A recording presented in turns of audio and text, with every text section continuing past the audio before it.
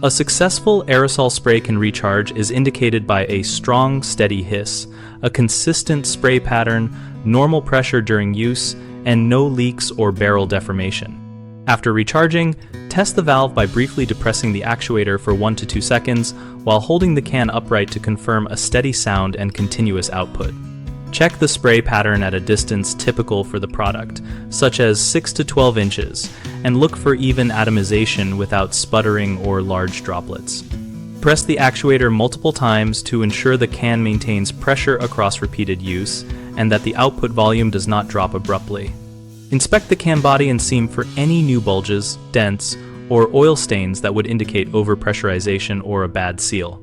Run a leak test by applying soapy water around the valve and seams, then watching for bubbles for 30 to 60 seconds while the can is idle, and then again while lightly pressing the actuator. If the product is temperature sensitive, let the can equilibrate to room temperature and test again to ensure consistent performance. Common mistakes include assuming a weak hiss is acceptable when it actually signals underfill or a blocked valve. So if the sound is low, refill with more propellant following the product guidance, or clear the actuator carefully.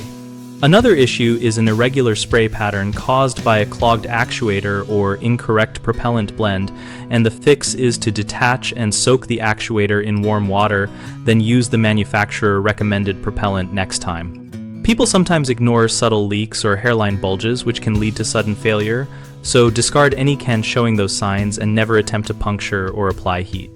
We run bighomeprojects.com to help homeowners find local contractors for tasks like safe aerosol handling and recharging, and to help contractors find work in their area. We also host a discussion community where we share tips, ask questions, and learn from each other about safe practices and troubleshooting.